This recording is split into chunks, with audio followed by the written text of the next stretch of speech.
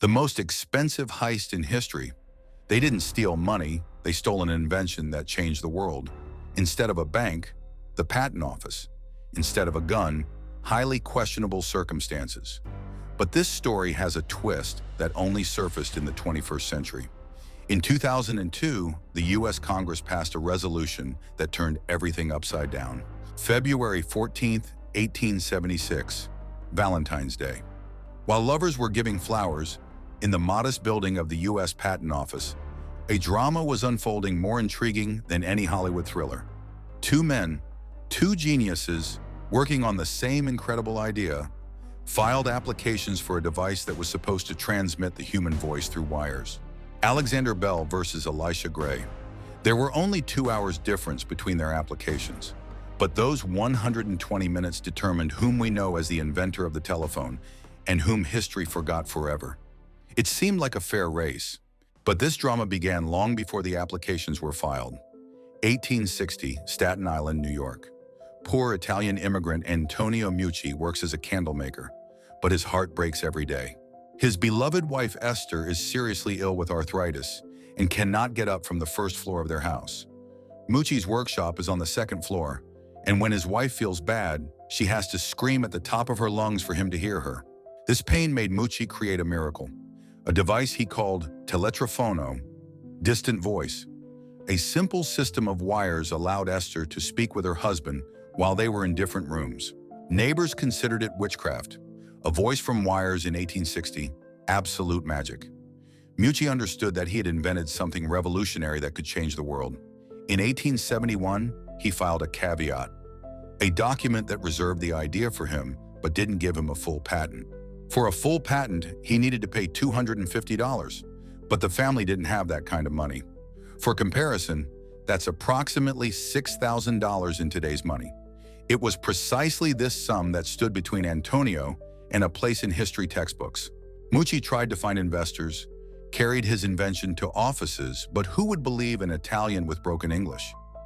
In 1874, his application expired. He simply didn't have the money to renew it.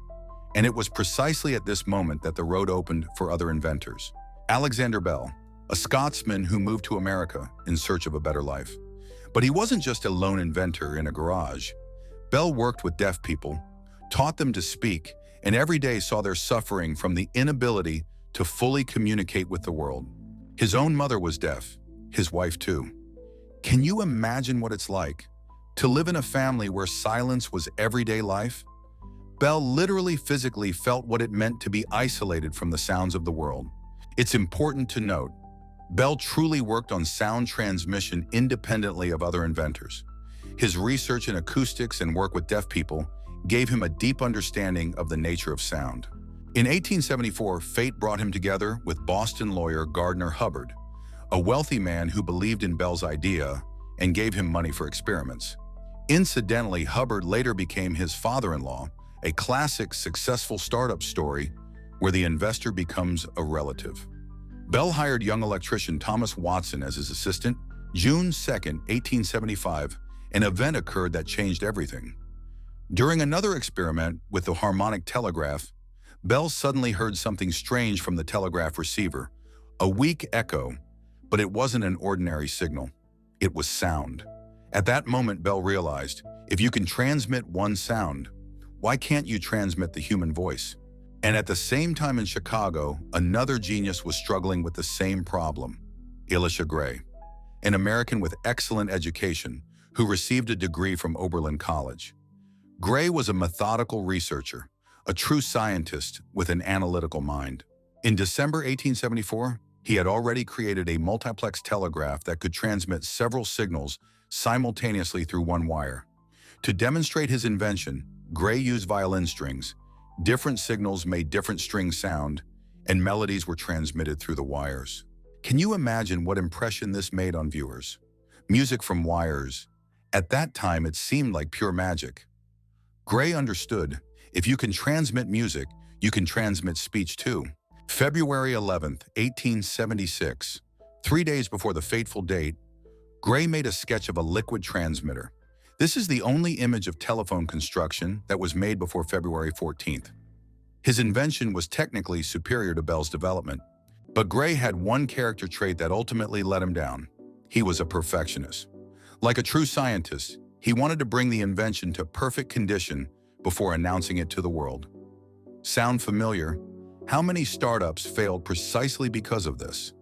Founders spent years perfecting the product while competitors captured the market. And now imagine, Gray filed the application a day earlier. We wouldn't know Bell's name.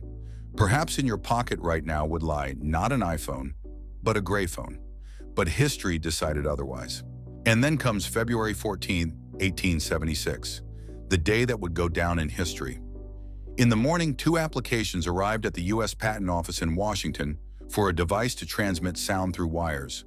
Bell's application was filed by his lawyer under the modest title, The Improvements in Telegraphy. Gray's application by a lawyer for a liquid transmitter. The time difference, only 2 hours. 2 hours that determined the fate of 2 geniuses and the entire telecommunications industry. Both applications went to one official, Zenas Fisk Wilbur.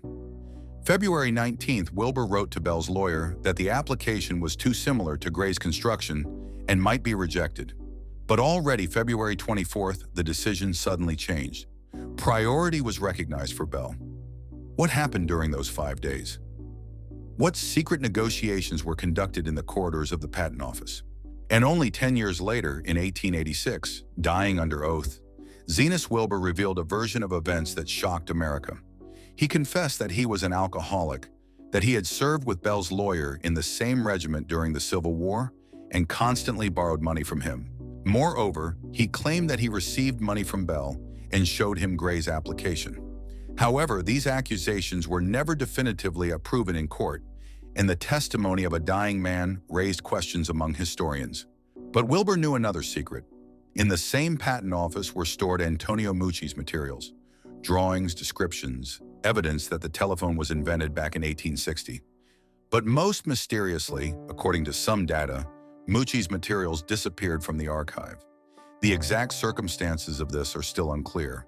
It could have been either malicious intent or ordinary confusion in 19th century archives. Who would pay attention to a poor Italian's documents when millions were at stake?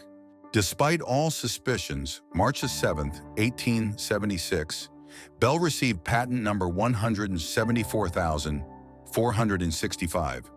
This patent would later be called the most expensive patent in history. And March 10th, words were spoken that changed the world. "Mr. Watson, come here, I want to see you." Simple, ordinary words. But they meant the beginning of a new era. For the first time in human history, one person's voice was heard by another at a distance. Gray didn't accept defeat. He understood that he had been treated unfairly and began to fight.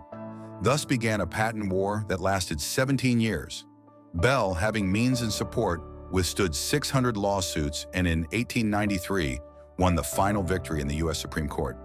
He became world famous, founded a company that turned into the giant AT&T, and Gray remained in the shadow of history despite 70 other patents. History is cruel to latecomers. Meucci died in 1889 in poverty. His wife Esther sold all his inventions for a pittance, just to somehow make ends meet. Justice triumphed only in the 21st century. In 2002, 126 years later, the U.S. Congress passed Resolution number 269.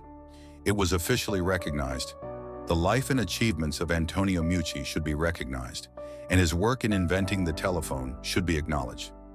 But for Antonio Meucci himself, this recognition came too late. He passed away in poverty, never knowing that one day the world would call him the true father of the telephone. But a congressional resolution is not a patent. It doesn't change legal rights, doesn't redistribute profits. It's simply recognition of historical truth.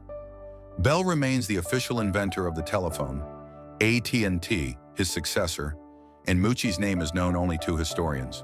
Modern historians of technology believe that all three, Meucci, Bell, and Gray, made important contributions to creating the telephone. Perhaps it would be fairer to speak not of one inventor, but of the gradual evolution of an idea. History is full of such mysterious patent cases, and we continue to investigate them. Subscribe to the channel and turn on notifications so you don't miss new episodes. And we also have a Telegram channel where we publish additional facts and stories that didn't make it into the video. Link in the description.